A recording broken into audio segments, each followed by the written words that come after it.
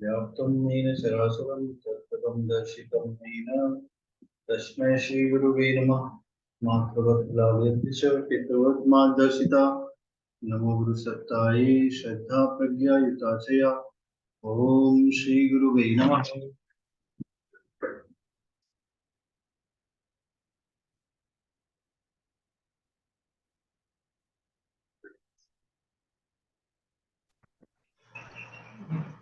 ओम भूर्भुवः स्वः तत्सवितुर्वरेण्यं भर्गो प्रचोदयात्। गुरुर्विष्णु गुरुदेव महेश्वरः साक्षात् परब्रह्म तस्मै श्री गुरुवे नमः। अखण्डमण्डलाकारं व्याप्तं येन चराचरं तत्पदं दर्शितं येन तस्मै श्री गुरुवे नमः। मातृवत् लालयति च पितृवत् मार्गदर्शिता नमो सत्तायै श्रद्धा प्रज्ञा युगाचया। ओम श्री गुरुवे नमः। ओम भूर्भुवस्वः वरेण्यं भर्गो देवस्य धीमहि धियो यो न प्रचोदयात्। ओम भूर्भुवस्वः वरेण्यं भर्गो देवस्य धीमहि धियो यो न प्रचोदयात्। ओम भूर्भुवस्वः वरेण्यं देवस्य धीमहि धियो यो न प्रचोदयात्। आप सभी का इस लाइव कक्षा में स्वागत है। उम्मीद है आप लोग खुशहाल हो। तुमने हेडफोन का रखा हुआ? इसने ये वाला लैपटॉप भी खराब कर दिया। किसने कैसे करा?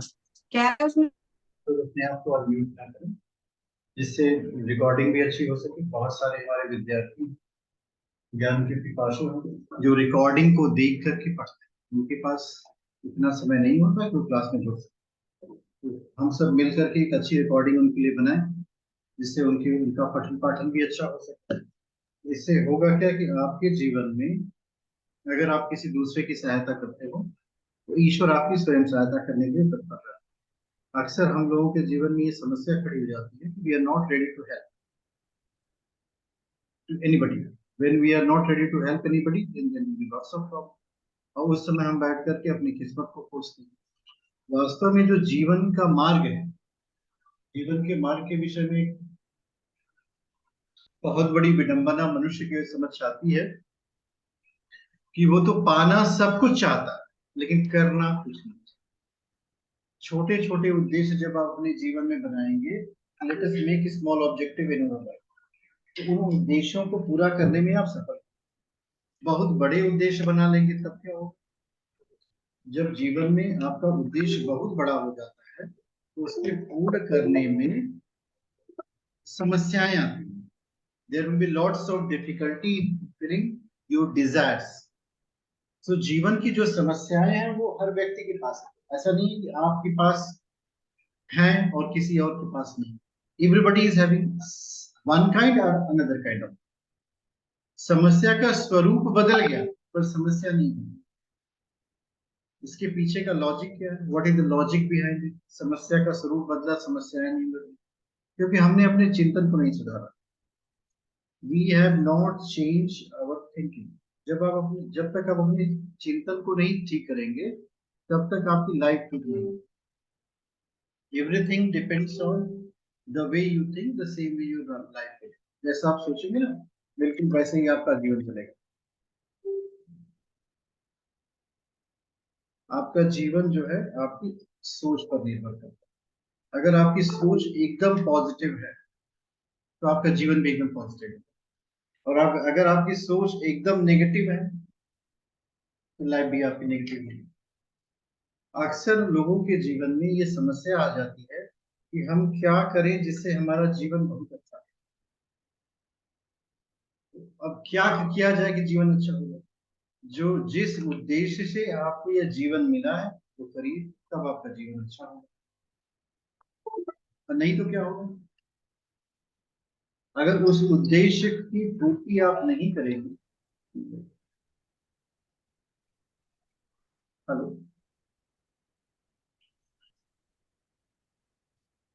हेलो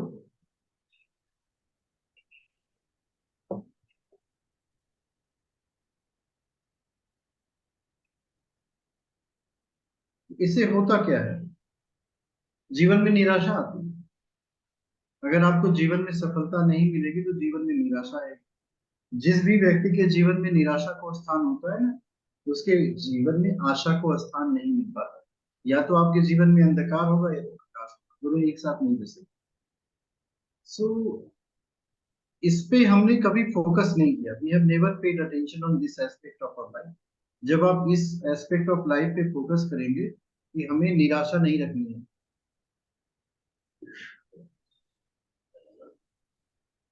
अगर आप निराशा को स्थान देंगे, इफ यू आर होपलेस,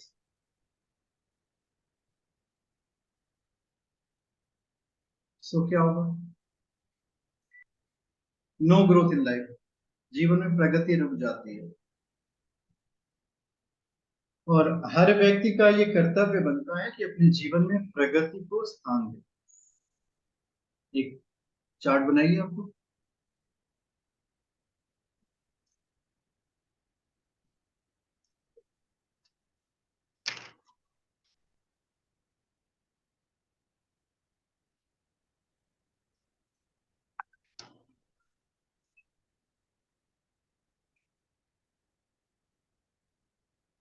ये जो आपकी जन्म कुंडली होती है, ये आपके इस जन्म ही नहीं, कई जन्मों के संबंधों के विषय में का लेखा जोखा है।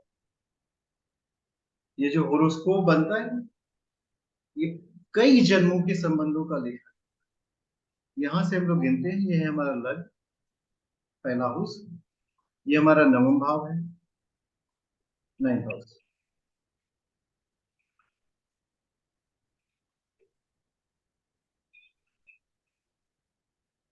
नवम भाव का स्ट्रांग होना बहुत, यह है पंचम भाव। अब हमारे चार्ट में विभिन्न भावों के कुछ नाम हैं जिनको हमें जानना चाहिए और समझना चाहिए, क्योंकि इन नामों का उस भाव से संबंधित फलादेश करने में सहायता मिलती है। जैसे जो भी कुंडली के भाव हैं, उनका हमारे ऊपर जो है बहुत जबरदस्त प्रभाव पड़ता है। कुंडली के भावों का लाइफ में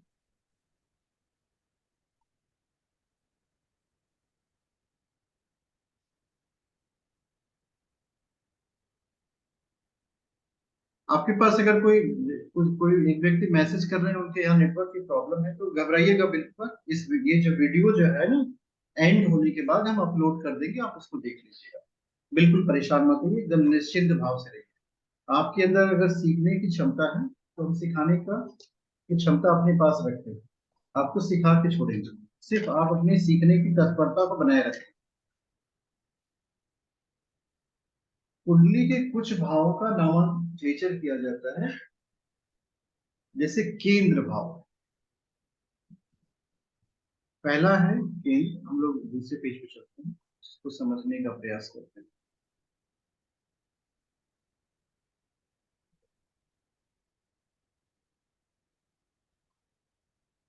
एक चार्ट बनाइए सुंदर सा।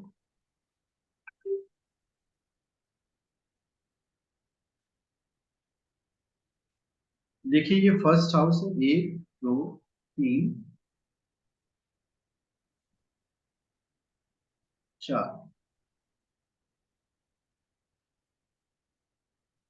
पांच, छ, 7,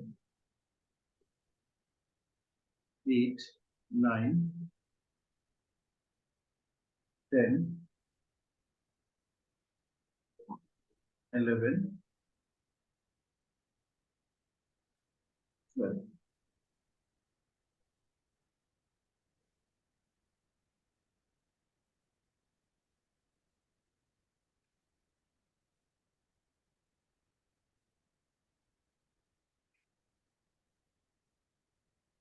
इन भावों को अगर आप समझेंगे,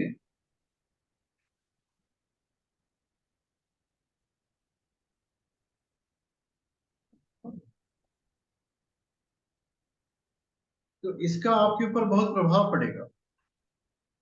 देखिए,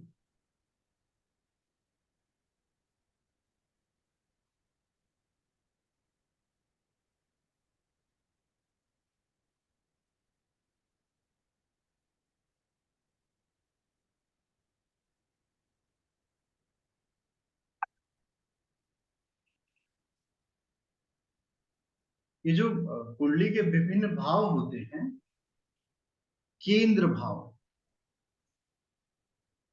देखिए मैंने कलर चेंज कर दिया आपको समझने में आसानी। पहला घर house, fourth house, seventh house, tenth house, ये जो 1 4 7 7 10 होते हैं इनको केंद्र भाव कहा जाता है। First house, fourth house, seventh house, tenth house, ये हमारे केंद्र भाव है। ये सेंटर की पोजीशन में है। देखिए 1 4 7 10 ये केंद्र में आते हैं और इसमें जो शुभत्व का भाव होता है ये शुभ भाव है। उसका ऑर्डर है 1 4 7 10, यह है ऑर्डर। इसको कैसे समझेंगे? 10वां हाउस जो है वो सबसे शुभ हाउस है। मीन्स इसको अगर आप देखेंगे, ये है शरीर, ये है आपका घर, ये है आपका पार्टनर और ये है आपका कर्म। अब थोड़ा सोच करके देखिए, आपके पास हेल्दी शरीर है, आपके पास घर ही नहीं है, क्या करेंगे? आपका आपके पास घर है पर उसमें कोई रहने वाली नहीं है, पार्टनर नहीं, और आपके पास शरीर भी है, घर ही है, पार्टनर नहीं, कोई काम ही नहीं करते, आपके पास कर्म नहीं है, तो कैसा जीवन व्यतीत होगा? तो आपका जीवन जो है सुखमय नहीं कहा जाएगा।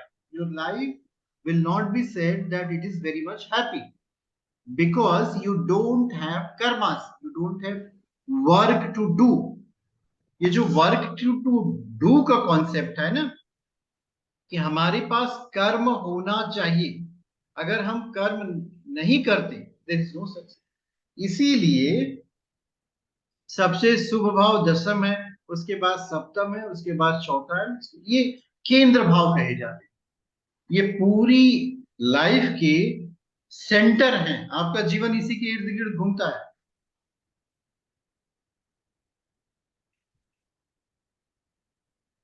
उसके बाद है उपचय, आपोक्लिन, एकादश भाव। अब एक और भाव है उसको समझ लीजिए, बाकी को तो गौण हो जाता है।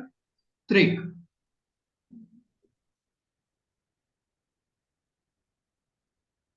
इसको मैंने ब्लैक पेन से लिखा, इसको समझिएगा। 6 8 12 यहां भी देखिए, रोग, आयु है, 12वां जो है व्यय है। ये जो 6 8 और 12 हाउसेस होते हैं, छठे, आठवें और 12वें, इनका जो रोल होता है मनुष्य के जीवन में, ये कठिनाइयों के रूप में आता है। जैसे इस 1 4 7 10 को अगर आप सुख कहेंगे, ये मनुष्य के जीवन के सुख हैं, तो ये आपके दुख हो जाएगा, ये अनहैप्पीनेस है। इनकी गतिविधियां जो है मानव को दुख देती हैं। A man will be unhappy because of this. तो 6 8 12 की एक्टिविटी जो है मनुष्य को दुखी बनाती है, ये है इनका रोल। अब इसको पॉजिटिव वे में समझिए, जो 1 4 7 10 नहीं कर पाती, वो 6 8 12 कर ले। कोई व्यक्ति अगर रोगी होगा तो वो टहलने का प्रयास करेगा, एक्सरसाइज करेगा, योगा करेगा, भगवान का ध्यान करेगा, तो यही करेगा। तो ये इनका रोल बहुत इंपॉर्टेंट है। डोंट टेक दैट नेगेटिव, इनको बिल्कुल नेगेटिव न लीजिए। लोग इसको नेगेटिव समझें, बट आप इसको नेगेटिव मत समझिएगा। इनको हटा दिया जाए तो आपके पास कोई आएगा नहीं। त्रिकोण भाव, त्रिकोण भाव में आता है ये पंचम भाव,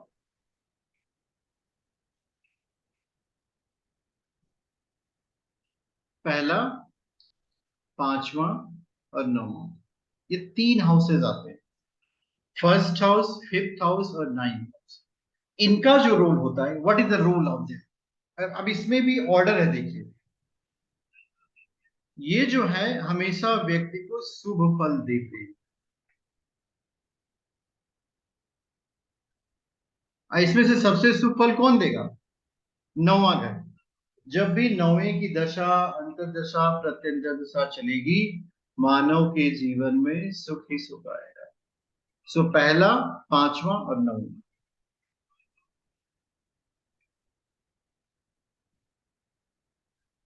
इसके बाद का एक कॉन्सेप्ट है मारक।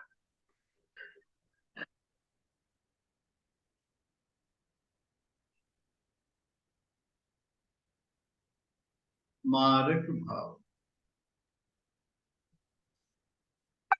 मारक भाव में आता है धन भाव, दूसरा हाउस, और सप्तम house, second house and seven house. अब इसमें समझिए, द्वितीय भाव का स्वामी जो है ये प्रबल मारक है।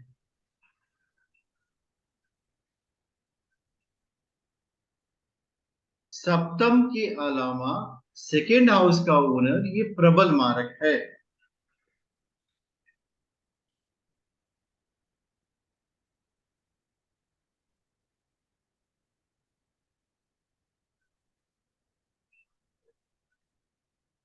इसके बाद का विषय क्या है? इसके बाद का विषय ये है बाधक।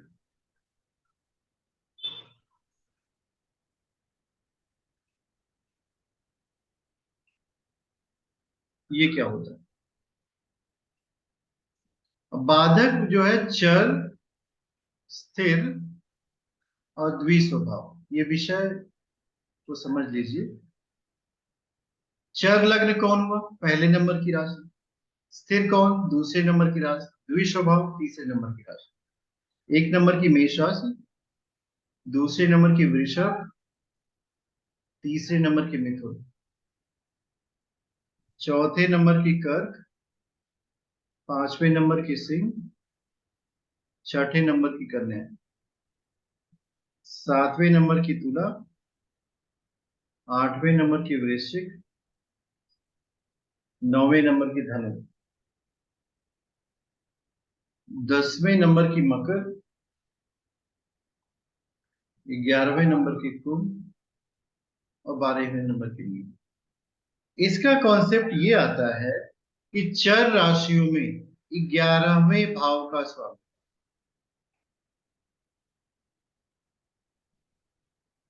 स्थिर राशि में 9वें भाव का स्वामी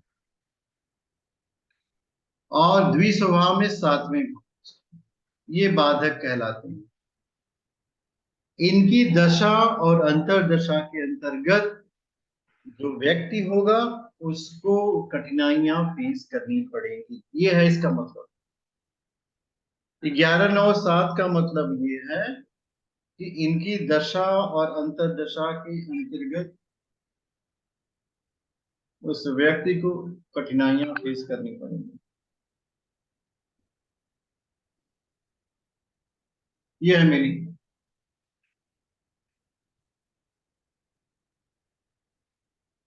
तो इस मीनिंग को अगर आप समझ पाएंगे तो आपको लाइफ में बहुत कुछ प्राप्त हो जाएगा। कारण क्या है? मारक तक तो हमारी समझ बहुत अच्छी होती है कि दूसरे भाव का स्वामी और सप्तम भाव का स्वामी। जैसे किसी भी कुंडली को देख करके हमें दो निष्कर्ष निकालने पड़ते हैं। कौन कौन से दो निष्कर्ष निकालने पड़ते हैं? एक निष्कर्ष निकालना पड़ता है कि उस व्यक्ति के जीवन में सुख कब आएगा, when he will be happy। और दूसरा निष्कर्ष निकालना है कि दुख कब जाएगा। Try to understand this. हम ज्योतिषियों का कर्तव्य जो है किसी भी व्यक्ति के जीवन में दुख कब आएगा ये नहीं निकालना। Nobody want to know that when he will be happy। वो कब जाएगा that people want। अगर उसके जीवन में मुसीबत है so when that is going to end। मेरा जो कहने का तात्पर्य है आप लोग समझ गए। तो सुख कब आएगा? सुख कब आएगा इसका सीधा सा उत्तर है, देखिए, फर्स्ट हाउस,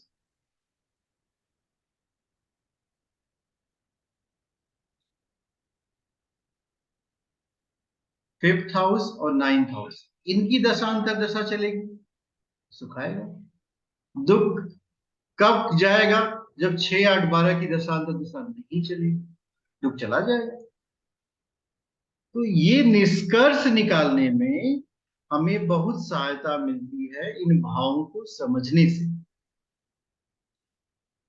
चर, स्थिर और द्विस्वभाव, ये लग्न को समझना होता है कि चर लग्न है कि स्थिर लग्न है कि द्विस्वभाव लग्न है। अभी हम आपको बताते हैं इस विषय में। जो लग्न होता है वो किसी भी कुंडली का फर्स्ट हाउस होता है। The first house of any horoscope is लग्न, एंड देन लग्न depict the body of the person. तो जो चर लग्न है, स्थिर लग्न है, द्विस्वभाव लग्न है, उनमें बाधक भाव जो है बदलते रहते हैं। बाधक की वैल्यू जो है बदल जाएगी।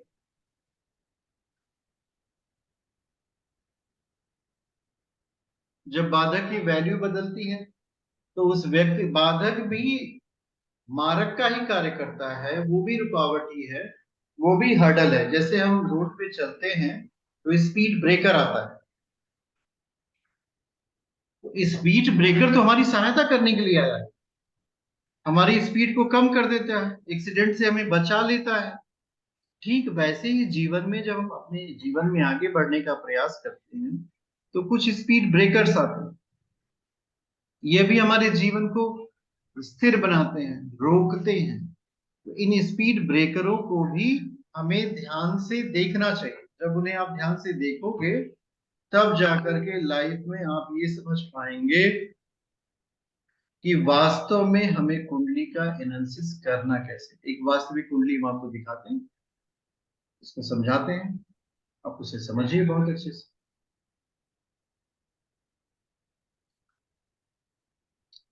पिछली कक्षा के विषय में जब हम अपनी कक्षा समाप्त कर रहे थे, एक विषय मैंने आप लोगों को बताया, मुझे उम्मीद है आप लोगों को विषय याद होगा। वो विषय था कि आप में से कितने लोगों के वीडियोस जो है ऑफ है। मैंने कोशिश की थी आप लोग अपने अपने वीडियो को ऑन करें। तो दोबारा हमारा आप सभी से ये अनुरोध है कि अपने अपने वीडियो को ऑन कर लीजिए। वीडियो को ऑन करने से आपकी लाइफ में ही पॉजिटिविटी आएगी। वीडियो ऑफ करके रखेंगे सो जाएंगे, ऑन करके रखेंगे तो एकाग्रता बढ़ी रहेगी। जो हम आपको पढ़ा रहे हैं ये आपके दिमाग में चला जाएगा। ज्योतिष की सबसे बड़ी समस्या है भूलना। अभी हम पढ़ाएंगे तुरंत भूल जाएगा। तो इस समस्या का निराकरण कैसे होगा? इस समस्या का निराकरण ये नहीं है कि हम बाद में वीडियो देख करके समझ लेंगे, जान लेंगे, दोबारा वीडियो, ये तो वेस्टेज ऑफ टाइम है। जब आपका दिमाग एक जगह उपस्थित रहेगा तभी, आपके यहाँ लाइट नहीं है कोई दिक्कत नहीं है, दीपक मलिक जी आप बंद करके रखिए। तभी आपके जीवन में एकाग्रता आएगी, और जिस क्षण आपके अंदर एकाग्रता आ गई ना, उस क्षण आपके जीवन में चमत्कार होना शुरू हो जाएगा। अक्सर लोगों के जीवन में ये पाया जाता है कि आप प्रयास बहुत करेंगे, सफलता बिल्कुल नहीं मिलती। अमन जी, अमित जी, देवाशीष मिश्रा जी, मोनिका जी, आप भी प्रयास करिए कि अपने जो वीडियो है ना उसको ऑन करके रखें। अभी आपको ऐसा लग रहा होगा कि दिस इज समथिंग डिफरेंट, बाद में आपको इसका बहुत एडवांटेज मिलेगा। कारण क्या है कि कोई एक कॉन्सेप्ट अगर हमने पकड़ लिया और वो भी ढंग से, तो वहीं से आप विश्लेषण शुरू कर दें, और पूरा का पूरा ज्योतिष पकड़ना गुरुजी। बहुत। कहाँ से हो भाई? गुरुजी। हाँ बोलिए। गुरुजी एक आप म्यूट करते हो तो मेरी आवाज, आपकी आवाज कट कट के आने लग जाती है, इसलिए मैं अनम्यूट कर लेता हूँ बार अच्छा अच्छा, बीच बीच में बार। आवाज ये मत। समस्या आ रही है इसलिए। कोई बात नहीं, नहीं। मेरे वहां से कोई शोर नहीं है, शोर नहीं है मेरे वहां से, पर वो आपकी आवाज कटने लग जाती है। कोई बात नहीं, आप हाँ, उसी मोड सुनाई में नहीं रहिए देता जिसमें आपको जैसे आप। सुनाई देगा, सिर्फ आवाज नहीं आनी चाहिए। अब इसमें समस्या ये आती है सुन कि गया। कुंडली को अगर हम पहचानने का प्रयास करें, जिन सूत्रों को हमने पढ़ा है, पहले कुंडली देखें, अब इस कुंडली को देखिए आप। इसमें हमें एक विषय को समझना है कि इस कुंडली का मारक क्या है और बाधक क्या है, यही हमको समझना है। मारक क्या होगा इस कुंडली का, मतलब ये विषय समझना है, इस कुंडली का मारक क्या है और बाधक क्या है, ये दो चीजें हमें समझनी है। सो मारक के विषय में जो मैंने अभी आपको पढ़ाया था, द्वितीय भाव का स्वामी और सप्तम भाव का स्वामी। तो यहां से गिनिए 1, ये 2, ये सेकंड हाउस हो गया। यहाँ पे जो नंबर्स लिखी है, ये नंबर लिखी है 5। अब इस 5वें नंबर का स्वामी कौन है, ये है सोचने का विषय। मैंने आपको पहले ही पढ़ाया था, जन्म कुंडली में राशियां जो है अल्फाबेटिकल नहीं लिखी जाती, न्यूमेरिक लिखी जाती, नंबर्स के रूप में लिखी जाती। अब ये 5 नंबर जो है, इसको हम समझेंगे। 5 नंबर जो है, ये है सिंह राशि, इसका स्वामी है सूर्य। अब यहां तक आपको पहुंचना है। नंबर 5 लिखा है, लेकिन आपको समझ विकसित करनी है, ये सिंह राशि है, इसका स्वामी है सूर्य। यहां तक आपको पहुंचना है। यही है कॉम्प्लिकेशन ज्योतिष की, कि 5 को एसोसिएट सिंह से करना है, और सिंह का एसोसिएशन है सूर्य से। 5 stand for Leo, and Leo is connected with सन।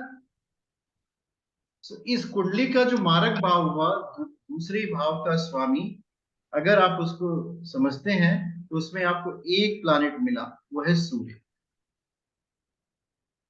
सन इस कुंडली का मारक हुआ। दूसरा ढूंढिए, ये 2 हुआ, ये 3 हुआ, ये 4th house, 5th house, 6th house, ये 7th हाउस। यहाँ पे कौन सा नंबर लिखा है, 10। अब 10 नंबर जो होता है, वो होता है हमारे पास मकर राशि। मकर राशि का स्वामी हुआ शनि।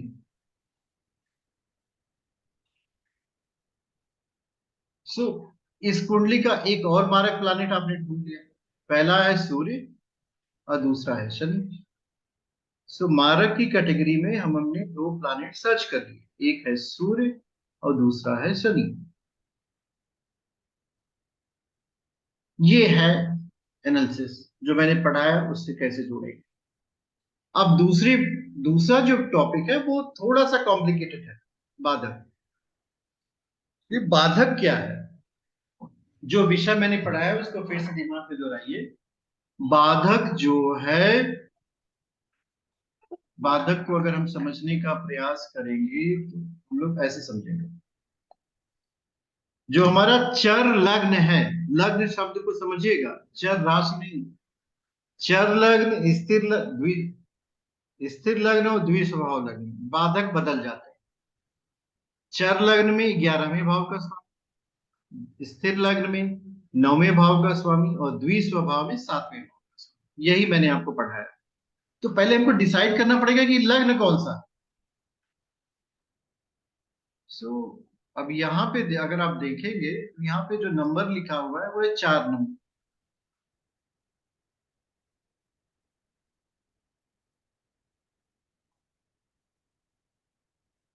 ये है 4। अब 4 नंबर चर लग्न है, स्थिर लग्न है कि द्विस्वभाव। आप देखेंगे कि ये चर लग्न है। हो गया, चर लग्न। अब डिसाइड हो गया कि ये चर लग्न है। तो बाधक के लिए हमको जाना है 11वें भाव के स्वामी। यहां से काउंट करिए, 1 2 3 4 5 6 7 8 9 10 11। यहाँ पे कौन सा नंबर लिखा, 2। तो 2, 2 स्टैंड फॉर वृषभ, इसका स्वामी हुआ शुक्र। इस कुंडली का मारक जो आप देखेंगे, मारक है सूर्य और शनि, और बाधक हो गया शुक्र। यहां तक सबके समझ में आ गया? कोई ऐसा व्यक्ति है जो इसको नहीं समझ पाया? जी समझ में आ गया गुरु। किसको किसको समझ में आया? जिसको समझ में आया वो मुस्कुराए। यहां तक जी अगर गुरु जी आपको समझ में समझ आ में गया। आ गया, तो आधी कुंडली आपको समझ में आ गई। जी आपके गुरु पास ये जो विषय है, ये बहुत महत्वपूर्ण विषय होता है। कुंडली खोलें, प्रॉब्लम कहाँ है जीवन में, उस व्यक्ति को समस्या कहाँ से आ रही है, और वो समस्या कब जा रही है। हमें आने का नहीं टाइम बताना है कि आपको, देखिए ये विषय बहुत गहन होता है। हमको फेल हो जाएंगे अगर हम मुसीबत बताएंगे कि आप ना 2022 में बहुत बड़ा भारीपन आपके जीवन में आने, ये नहीं बताना कभी किसी को। ये बताना 2023 में भारीपन जाने वाला। एस्पेक्ट तो सेम है, बट एक एस्पेक्ट ऐसा है जो वो व्यक्ति को खुशहाली करेगा। He will be very happy. कि 2023 विल बी प्रॉब्लम फ्री। कोई भी व्यक्ति अपने जीवन की समस्या तो जानना ही नहीं चाहता, वो तो जानना चाहता है कब हम I will be free from the trouble. तो हमें इसका उपयोग करके उस व्यक्ति को ये बताने का प्रयास करना है कि कब when you will be problem free. तो ये प्रॉब्लम फ्री स्टेट जो है, एक एक कुंडली खोलेंगे ना तो बहुत आसानी से मिल जाएगा। कारण क्या है, कुल हमारे पास 12 लग्नों की कुंडलियां बनती हैं। तो 12 लग्नों की कुंडलियां के 12 बाधक आपको आसानी से याद हो जाएंगे। कोई पूछे कर्क लग्न की कुंडली में मार्ग बताइए, तो आपको कुंडली थोड़ी बनानी है, तो आपको पता चल गया। लोग लग्न कुंडली कर्क की बनती है, दूसरे भाव में 5 नंबर आएगा, गिन के चले जाइए 7वें भाव में क्या आएगा, मार्ग बाधक आप तुरंत बता देंगे। तो ये थोड़ा सा प्रैक्टिस का विषय होता है। जब आप प्रैक्टिस करेंगे ना तब आपको धीरे धीरे इसमें तन्मयता आ जाएगी। दूसरी बात, अब इसमें ये समस्या आ जाती है कि मारक बाधक तो हमने बता दिए भाई, ये समस्या के। अब इसमें एक एडवांटेजियस पॉइंट है जिसको आप जोड़ लो, तो क्या है कि हर हाउस का पेन गायब हो गया, हर हाउस का 12वां हाउस उसका अपोज करता है। ये पॉइंट है जिसको आपको दिमाग में रखना है। कुछ में ये नहीं काम करता बट ऑलमोस्ट इट वर्क्स। किसी भी घर का 12वां जो होगा वो उसको माइनस करता है। इसको कैसे समझा जाए, किसी भी घर का 12, किसी भी घर का 12वां का मतलब होता है, आप ऐसे समझिए कि जैसे ये है 9वां भाव, दिस इज 9th हाउस, इसका 12वां क्या होगा, यहां से काउंट करिए 1 2 3 4 5 6 7 8 9 10 11, यहां पहुंचे। ये कौन सा हाउस है, 8वां है। 8वां। 9th हाउस का 12वां 8वां, 9वां हाउस है भाग्य आपका, तो 8वां क्या हो गया, दुर्भाग्य हो गया भाई। ये इसकी पावर को कम कर रहा है। तो ये कॉन्सेप्ट, ये इसकी तो आप बाद में इसका यूज यूटिलाइजेशन हम आपको बताएंगे कैसे यूज करना है। 9वां अगर आपका भाग्य है, 9वां आपके जीवन में सुख ले आ रहा है, तो 8वां आएगा तो दुख आएगा। दूसरा इस पे लगा लीजिए, सप्तम भाव जो होता है पार्टनरशिप का है, ये 7वां हाउस, 7th हाउस, ये स्पाउस का है, पार्टनरशिप का है, विवाह है, वैवाहिक संबंध का है। तो 6वां क्या हो जाएगा, विवाह में झगड़े का हो जाएगा, विवाह विच्छेद का हो जाएगा।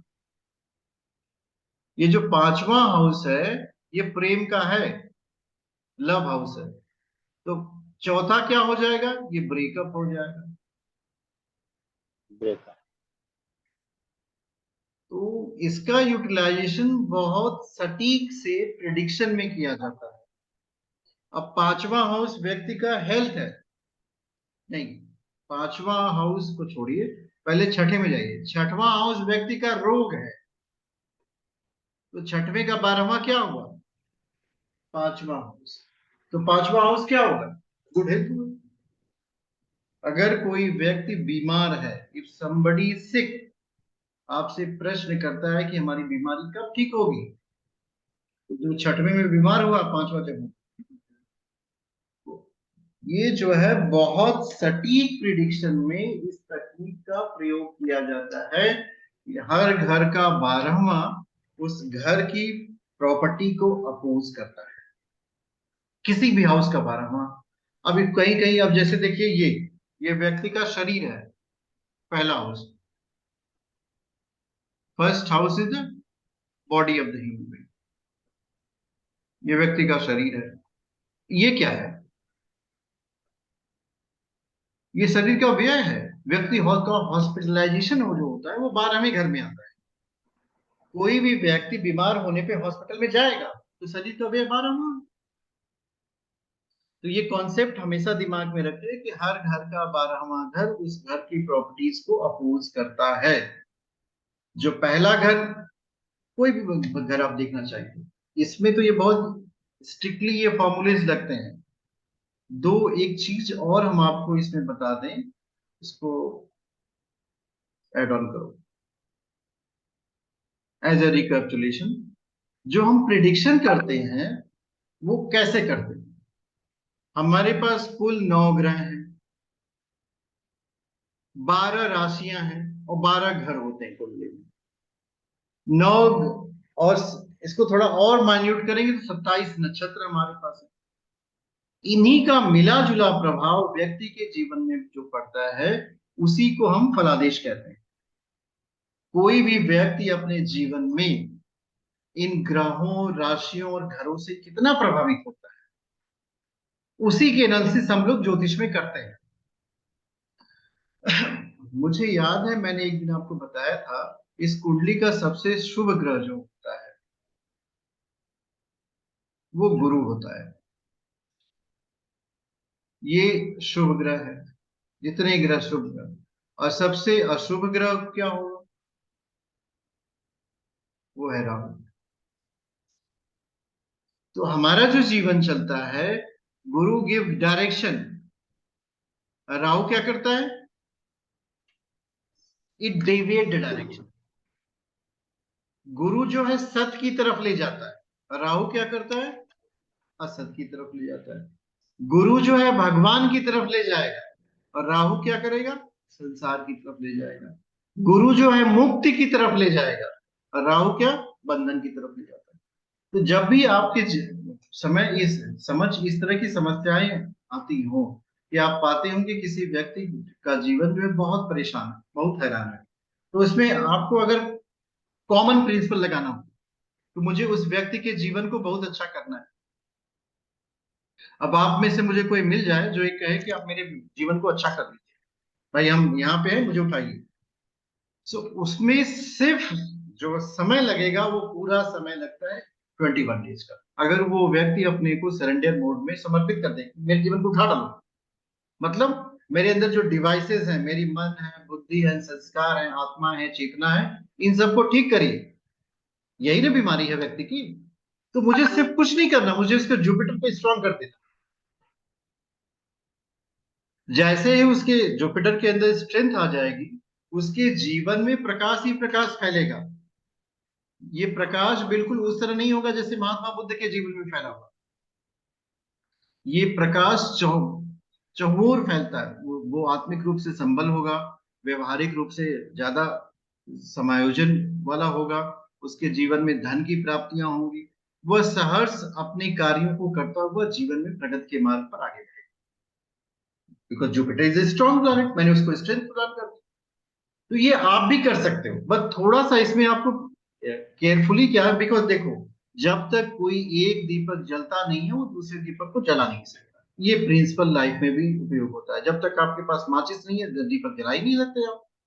दीपक के पास तो सब कुछ है, तेल भी है, बत्ती भी है, पर वो जलेगा कैसे? There is ignition is required. So first you should get ignited. आप खुद में इग्निशन करो, तब आप दूसरे को कर सकते हो। अदरवाइज आप प्रॉब्लम का सोर्स क्या है, जैसे जीवन की जितनी भी समस्याएं हैं इनका मूल क्या है, कहां से समस्याएं आती है, हु क्रिएट द प्रॉब्लम?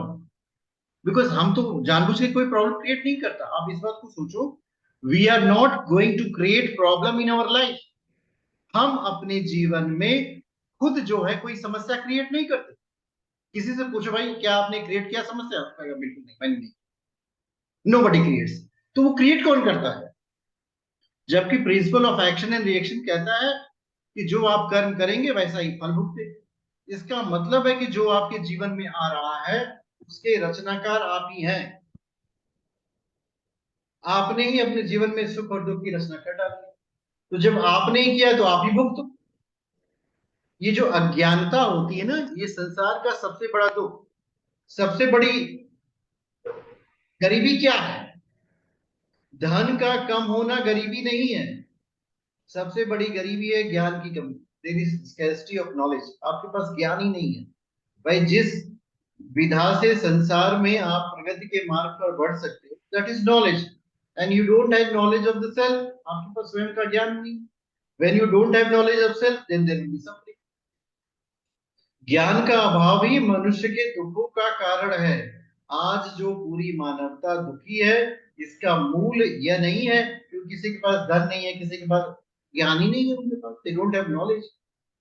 अज्ञानता संसार का सबसे बड़ा दुख, but we are not ready to accept. और हम एक्सेप्ट भी नहीं करेंगे। क्यों? क्योंकि हमारे अंदर अहंकार भरा हुआ है जो यह कहने को तैयार नहीं है मुझे इस विषय में कोई जानकारी नहीं, I don't know anything about this, मुझे तो जानना चाहिए। सो जानने का प्रयास करिए, समझने का प्रयास करिए, जितना जानेंगे समझेंगे उतनी लाइफ में आपकी प्रगति होगी। आज का विषय जो था मैंने आप सभी को पढ़ा दिया, एक बार वीडियो जरूर देख लीजिएगा। आप लोग, आप में से जो लोग इस वीडियो को देख रहे होंगे, वीडियो के बाद कमेंट जरूर कर दीजिएगा। कोई आपके पास प्रश्न सृजित होता है तो हमसे बात जरूर कर लीजिएगा। आप में से किसी की इच्छा होती हो कि हमें कोई ऐसे विधा बता दीजिए जिससे हमेशा हमेशा हम खुशहाल रहें, तो हमसे बिल्कुल संपर्क करें, हम आपकी सहायता करेंगे। हम आपको ऐसी विधा बताएंगे कि जीवन में आपको दुख बिल्कुल नहीं आएगा। हाँ, प्रयास आपको करना पड़ेगा भाई। देखो, अगर आप प्रयास नहीं करोगे तो कुछ नहीं कर सकते। ईश्वर की बनाई हुई सर्वोत्तम रचना आप है। सो आपको प्रयास करना पड़ेगा। आप में से किसी के पास कोई प्रश्न हो तो पूछ लीजिए, हम आपके प्रश्नों के उत्तर दे देंगे।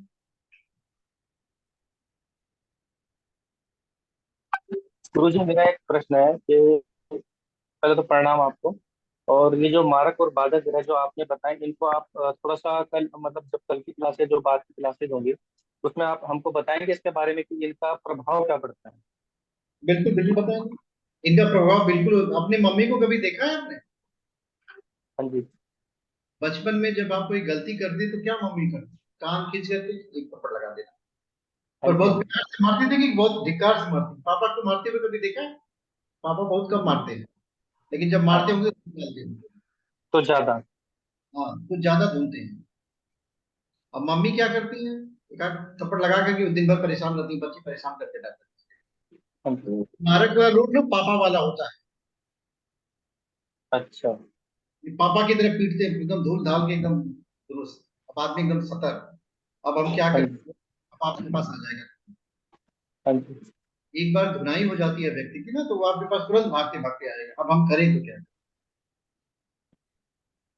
भारत की महादशा, अंतरदशा, प्रत्यंतर दशा में व्यक्ति जो है डॉक्टर के पास जाएगा, वकील के पास जाएगा, आपके पास आएगा। बीमार होगा तो आप कहाँ जाएगा? कहीं ना कहीं तो तो आएगा भगवान। आपके कहने का तात्पर्य ये है कि ये मारक और बाधक जो ग्रह हैं, या जो ये स्वामी, हमारे राशि के स्वामी जो है, ये जब जब हमारी विषांतरी दशा देखनी पड़ेगी, जब वो चलेंगे, जब वो दशा चलेगी, तब ये असर करेंगे। आप बिल्कुल ऐसा सही ही है? समझ। उनका जो समय होता है वो विंशोत्तरी महादशा से आपको देखना। ओ ठीक है गुरु जी। ऐसा नहीं धन्यवाद। है मारक बाधक कहत पूरा जीवन भर मारता हुआ पीटता हुआ चलेगा। कहीं कभी पापा पूरे जीवन में थोड़ी मारते, एक आध बार आते हैं, एक आध खो के चले हाँ जाते जी। हाँ जी। हैं। हाँ जी। और किसी के पास कोई प्रश्न है? धन्यवाद गुरु। दिव्या जी, आप समझ गुरुदेव जी पाएंगे? गुरु जी। नमस्कार। गुरुदेव नमस्कार। नमस्कार नमस्कार। गुरुदेव, मैं थोड़ा सा, मैंने कुंडली अपनी देखी थी तो थोड़ा समस्याओं में से घिर गया, तो मैं थोड़ा पर्सनल बात करना चाहता था। अब बात कर लीजिएगा पर्सनल। ठीक है तो यहाँ पे गुरुदेव, कल करूँ मैं आपको कॉल? बिल्कुल कॉल मत करिएगा अभी। दिव्या जोशी जी, आपको समझ में आएगा? जी प्रणाम गुरुजी। गुरुजी, एक प्रश्न था कि कुंडली में दो तरह के चार्ट्स होते हैं हमारे पास, तो हमें किस चार्ट को फॉलो करना चाहिए? कौन से दो तरह के चार्ट होते हैं? सर, एक तो जन्मांग चक्र होता है और एक राशि चक्र। किसको फॉलो करना चाहिए प्रिडिक्शन के समय? दोनों में अंदर क्या होता है? नहीं आपने पता देखा? गुरु। अरे, जो लग्न कुंडली होती है ना उसी को फॉलो करो। जो जन्मांग होता है वही लग्न कुंडली। राशि चक्र में ना चंद्रमा को ले जाकर के लग्न में बैठा दो, फिर वही से आप जन्मांग चक्र देखेंगे। अभी और दूसरा, तीन जैसे कुंडलियों हमें में भारत में देख, अगर आपको आवाज आ रही है? बताइए। जी मुझे, अगर कोई घर खाली हो और वहां मारक हमें चेक करना हो, तो हम, वो घर अगर खाली है, कुछ लिखा नहीं है, तो वहां मारक कैसे चेक करेंगे? आपने ध्यान से क्लास को पढ़ा नहीं, मैंने ग्रह को नहीं बताया। उस उस खाने में जो राशि नंबर लिखा हुआ है उसका जो स्वामी है, जैसे मान लो उस खाने में लिखा हो 4 नंबर, तो 4 नंबर का स्वामी कौन सी राशि हुई? कर्क राशि। कर्क राशि का स्वामी क्या हुआ? चंद्रमा। अब चंद्रमा मारक हो गया। उसमें कुछ लिखा हो या नहीं लिखा हो इससे कोई मतलब नहीं। उस राशि का जो स्वामी है वही उस ग्रह का काम करेगा। और 12 घरों में 12 राशियां लिखी होती हैं, बिना राशि का कोई घर हो ही नहीं। गौरव जी, आपका क्या प्रश्न है? हाँ जी सर मेरा ये प्रश्न है, आपने बताया था एक राहु के बारे में पूरा एक डिटेल्ड वीडियो भेजा था, तो उसमें बताया था अगर 9th हाउस में राहु है तो 42 साल की उम्र में आदमी को फ्री करता है। तो मैं ये जानना चाहता हूँ कि वो 42 के बाद फ्री करता है, और अगर वहां सूर्य ग्रहण दोष भी बन रहा है और वहां से कालसर्प दोष भी बन रहा है, तो क्या वो भी फ्री हो जाएंगे वो उसके साथ? आपको ठीक से समझ में नहीं आया। वो भाग्योदय का समय था। 9th हाउस में राहु बैठने से कोई भाग्योदय नहीं है। अगर 9th हाउस की ओनरशिप जो है राहु के पास है, राहु और केतु के पास कोई राशि वशी है नहीं, दे डोंट हैव एनी राशि। वो जिसके बैठते हैं वही उसी का स्वामी तो लेके चल जाते हैं। अब 42वें वर्ष में भाग्योदय का मत तात्पर्य होता है कि उसके जीवन में, अब 41 साल ऐसा थोड़ी है कि दुखी बीतेगा। 42वें साल में बहुत खुश हो, कुछ ऐसी घटनाएं घटित होंगी, हो सकता है उसकी लॉटरी तो नहीं लग सकती, ऐसा नहीं कर सकते, मतलब बहुत सारी प्रॉब्लम से उसको निजात मिलती है, ड्रास्टिक चेंज होता है उसके जीवन में, ये होता है उसका भाव। अब बाकी सारे ग्रह भी कुछ उल्टा सीधा कर रहे होंगे तो कभी 45वें साल में होगा। भाग्योदय का समय पहले नहीं आ सकता, ये दिमाग में हमेशा रखिएगा। मानव के जीवन में बिना कठिनाई के सुख नहीं आ सकता, ये बहुत बड़ी समस्या है। इसके पीछे का रीजन है कि जो संसार की डिमांड है वो बहुत ज्यादा है और सप्लाई बहुत कम है। अगर डिमांड ज्यादा होती, डिमांड कम होती और सप्लाई ज्यादा होती, तो सबको सुख की प्राप्ति हो जाती। बस यही समस्या का कारण हो जाती है।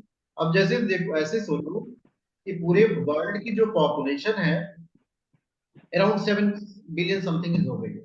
अब इसमें से अगर हम 4 बिलियन लोगों को आध्यात्मिक बना दें कि हमें संसार में किसी चीज की कोई आवश्यकता नहीं। एक आदमी को कितनी आवश्यकता पड़ती है सोने की? एक बिस्तर की आवश्यकता पड़ती है, एक तो सोने के लिए चाहिए, 3 बाई 7 का स्पेसिस चाहिए सोने के लिए। अगर सब लोग आधे लोग ये कह दें कि we don't need any kind of happiness in our life, हम बस 3 बाई 7 में खुश हैं, तो आधे लोगों के पास तो रिसोर्सेज ज्यादा हो जाएंगे। बट यहाँ पे 7 बिलियन में 6.5 बिलियन को जरूरत पड़ रही बहुत ज्यादा, और आधा बिलियन कर रहे हैं हमें कुछ नहीं चाहिए। तो देखो, डिमांड तो बढ़ी हुई है, सप्लाई कम है, प्रॉब्लम शुरू हो गई। यही समस्या का कारण होती है। ये ग्रहों नक्षत्रों पे भी यही लागू होता है। अब कोई कोई भी ग्रह बहुत स्ट्रांग होगा तो अपने एग्जैक्ट टाइम पे रिजल्ट देगा, स्ट्रांग नहीं हो तो डिले कर देगा, पहले नहीं दे सकता। तो उसकी सर। अपनी। हाँ जी। सर, मेष लगन की कुंडली है और उसका दूसरा और सप्तम घर मार्केश बनता है, तो उसकी दशा अंतरदशा में अगर शुक्र की दशा आती है तो वो हमेशा प्रॉब्लम में रहेगा। जब कभी भी आएगी तो प्रॉब्लम तो क्रिएट करेगी भाई, उसका प्रभाव है दिखाना, उसका वो मतलब आप ऐसे समझो ना, उसकी ड्यूटी है वो। प्रॉब्लम का मतलब ये नहीं होता कि जैसे आप बीमार हो गए, बीमारी प्रॉब्लम थोड़ी है। अब सोचो ऐसे, Pandit Jawaharlal Nehru ji, he was the prime minister of India, उनको अंग्रेजों ने कुछ साल जेल में डाल दिया, जेल में डाला। अब ये प्रॉब्लम है कि अपॉर्चुनिटी है, इट डिपेंड्स ऑन हिम। वो जेल में बैठ करके डिस्कवरी ऑफ इंडिया लिख रहे हैं, ये तो अपॉर्चुनिटी हो गई, वो फ्री हो गए, कोई उनसे मिलने नहीं आया, किसी ने डिस्टर्ब नहीं किया, खाना खाया, आराम से बैठ कर लिख रहे हैं, डिस्कवरी ऑफ इंडिया बाहर आ गई। तो इट डिपेंड्स ऑन पर्सन, ये पर्सन टू पर्सन डिफर करता है। अब देखिए, उनका जेल योग चला 12वें हाउस एक्टिव होने पे, और वहां तो बुक योग चल गया, लिख करके निकाल दिया डिस्कवरी ऑफ इंडिया, हम लोग बैठ के पढ़ रहे हैं। अब कोई पूछे डिस्कवरी ऑफ इंडिया की उत्पत्ति कहाँ हुई? जेल में हुई। योगेश्वर श्री कृष्ण कहाँ पैदा हुए थे? जेल में पैदा हुए थे। तो ये पर्सन टू पर्सन डिफर करता है, इसका इम्पैक्ट दुख सुख से बच लीजिए, व्यक्ति की मानसिक तरंगों के आधार पर डिसाइड करेगा कि उसमें क्या होने वाला। अब शुक्र डंडा लेके बैठा हुआ है, आदमी चुपचाप बैठ के कुछ नहीं करना, जाओ कुछ होगा ही नहीं उसके साथ। ये जितने डिपिक्शन बताए जाते हैं ना, व्यक्ति को सावधान करने के लिए बताए जाते हैं, ये नहीं बस यही होगा। और भी किसी के पास कोई प्रश्न है? गुरुजी, जेल और जी गुरुजी अस्पताल एक दोनों बार में घर से देखते हैं ना? फिर से बताइए। जेल और अस्पताल, हॉस्पिटल दोनों बार में घर से देखते हैं? बिल्कुल बिल्कुल, और दोनों ही सुखदाई है, समझ लीजिए। अस्पताल में हम जाते हैं तो बीमारी ठीक करने के लिए जाते हैं। कोई व्यक्ति हॉस्पिटल में एडमिट हुआ हो ये मत कहिए कि बहुत बड़ा दुख तुम्हारे पास आ गया, बहुत अच्छा हुआ कम से कम हॉस्पिटल में एडमिट हो गए तो स्वस्थ होके तो आओगे, बीमारी का पता तो चला उसको। Even jail is the best place. मुझे तो कई बार जेल जाने का अवसर प्राप्त हुआ है, कई बार हम गए, बट ऐसा नहीं है कि जेल में बंद होने के लिए गए, प्रवचन करने के लिए गए, कभी यज्ञ कराने के लिए गए, तो बहुत अच्छी जगह है।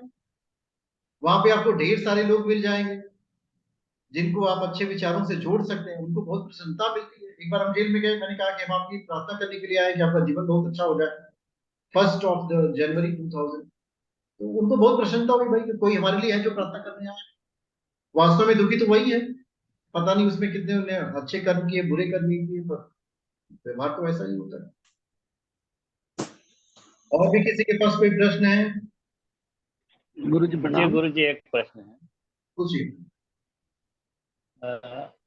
गुरुजी जैसे मारक भाव है, तो वो धन भाव भी है, ठीक है? तो धन तो सबसे बड़ा दुख का कारण होता है। बहुत बड़ी समस्या लोगों के सामने ये तो आता है जैसे उससे से धन का दुरुपयोग ही तो आदमी करता है, उपयोग कहाँ करता है। आज मेरे पास जो है, मान लीजिए रोटी सब्जी ना हो, हम कोई बुरा कर्म नहीं करेंगे, पहले रोटी सब्जी का अरेंजमेंट करेंगे, और अभी अकाउंट में 1 लाख क्रेडिट हो जाए, जब जाके सोएंगे और कल उसको फालतू बर्बाद करने की प्रशंसा करेंगे। ये जो मारक भाव में ये भावना आती है कि धन भाव का स्वामी धन आएगा, धन आता है पर जबरदस्त बुनाई करता है।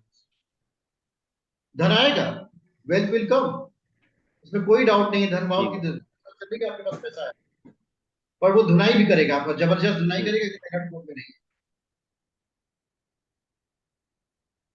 सो नागेश शर्मा जी, आपके पास भी कुछ है? जी हाँ जी गुरुजी। गुरुजी ये जो आपने बताया ना बाधक भाव, तो ये जैसे चर राशि और स्थिर और द्वितीय भाव,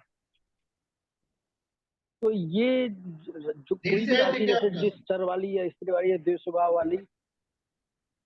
जी गुरु आप क्या क्लास में?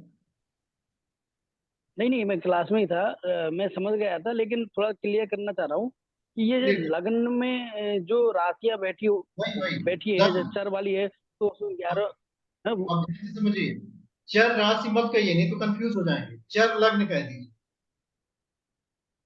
हाँ, चर लग्न की या स्थिर वाली में है तो 9वें भाव का स्वामी माना जाएगा, और द्वितीय भाव में 7वें भाव का स्वामी, वो बाधक माने जाएंगे। जी ठीक है। अब मारक और बाधक में कंपेयर करिए, सबसे खतरनाक कौन? मारक। दूसरे और 7वें भाव में सबसे बड़ा मारक कौन? तो ये कॉन्सेप्ट दिमाग में रखना चाहिए। जैसे 7वां मारक है पर वो दूसरे से ज्यादा मार नहीं करेगा, बाधक है पर वो मारक से ज्यादा खतरनाक नहीं। ये चीजें आप दिमाग में रखिए। अगली कक्षा में हम आपको बताएंगे योग कारक ग्रह। भाई ये मारक और बाधक तो ठीक है, प्रॉब्लम क्रिएट करेंगे, हम योग कारक क्या करेगा? इन मारक और बाधक को रोकेगा, ये व्यक्ति के जीवन में संतुलन ले आता है, व्यक्ति के जीवन में समन्वय ले आता है। मुझे उम्मीद है आप लोगों को आप में से किसको समझ में आ रहा है, स्माइल करिए। जी बिल्कुल आ रहा है।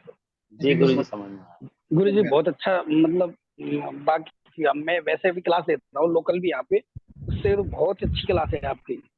गुरुजी हमने हाथ उठाया है, लेकिन हम अंधेरे में हैं क्योंकि चलती गाड़ी में बैठे हैं, तो इसलिए हमने हाथ उठाया है। अंजना, आप अंधेरे में भी उजाला फैला रही हैं। चलिए हमारे साथ साथ 11 बार गायत्री बात करेंगे हम लोग। कमर सीधी करके हम बैठिए। कहीं से आ रहे हैं हम लोग तो जी, लेकिन हम क्लास छोड़ना नहीं चाहते थे, इसलिए गुरुदेव शरणम। कमर सीधी करके बैठिए, नेत्रों को बंद करिए, आंखों को बंद कर लीजिए। दिन भर आंख खुले रखे थे, आज आंखों को बंद करेंगे, अंदर की यात्रा करेंगे। हमारे साथ साथ 11 बार गायत्री खूब दीर्घ स्वर में करिए, जहां बैठे माता चारों तरफ प्रवासन पर गायत्री में हो जाए, ज्ञानमय हो जाए। इसका अभ्यास करेंगे। हमारा जो अंदर है वो पराचर चेतना के प्रकाश से प्रस्फुटित हो, हमें ब्रह्म का स्पर्श प्राप्त हो, गुरुदेव की चेतना का स्पर्श प्राप्त हो, माता जी की चेतना का स्पर्श हो। हमारे साथ साथ 11 बार गायत्री महामंत्र पढ़ेंगे। इसका उद्देश्य है हमारे जीवन में अच्छा चिंतन आए, जिस क्षेत्र में हम प्रवेश किए हैं उसकी बाधाएं दूर हो, हम जिस परिवार में जन्म लिए हैं उनके अंदर शांति, प्रेम, आनंद प्राप्त हो।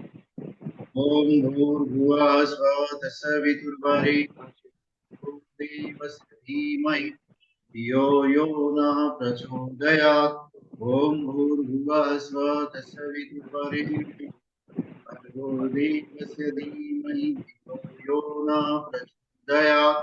ओम भूर्भुवः स्वः तत्सवितुर्वरेण्यं भर्गो देवस्य धीमहि धियो यो न प्रचोदयात्। ओम भूर्भुवः स्वः तत्सवितुर्वरेण्यं भर्गो देवस्य धीमहि धियो यो न प्रचोदयात्। ओम भूर्भुवः स्वः तत्सवितुर्वरेण्यं भर्गो देवस्य धीमहि धियो यो न प्रचोदयात्। ओम भूर्भुवः स्वः तत्सवितुर्वरेण्यं भर्गो देवस्य धीमहि धियो यो न प्रचोदयात्। ओम भूर्भुवः स्वः तत्सवितुर्वरेण्यं भर्गो देवस्य धीमहि धियो यो न प्रचोदयात्। ओम भूर्भुवः स्वः तत्सवितुर्वरेण्यं भर्गो देवस्य धीमहि धियो यो न प्रचोदयात्। ओम भूर्भुवः स्वः तत्सवितुर्वरेण्यं भर्गो देवस्य धीमहि धियो यो न प्रचोदयात्। ओम भूर्भुवः स्वः तत्सवितुर्वरेण्यं भर्गो देवस्य धीमहि धियो यो न प्रचोदयात्। ओम भुवः स्वः तत्सवितुर्वरेण्यं भर्गो देवस्य धीमहि धियो यो न प्रचोदयात्। ओम द्यौ शांति अंतरिक्षगम शांति पृथ्वी शांति आप शांति वनस्पतयः शांति औषधयः शांति सर्वं शांति ब्रह्म शांति। ओम शांति शांति शांति सर्वारिषु शांतिर्भवतु। विश्वानि देव सवितरदुरितानि पराशुव यद्भद्रं तन्नाशुव। ओम शांति शांति। कल हम लोग पुनः इसी समय मिलेंगे। आपके पास जो भी प्रश्न होगा अपने पास रखिएगा। आज की जो कक्षा है वीडियो अभी थोड़ी देर में अपलोड कर देंगे, उसको दोबारा देख लीजिएगा। हमारी इच्छा है कि आप लोग जीवन में आगे बढ़े, एक अच्छी ज्योतिषी बने और लोगों का मार्गदर्शन करें।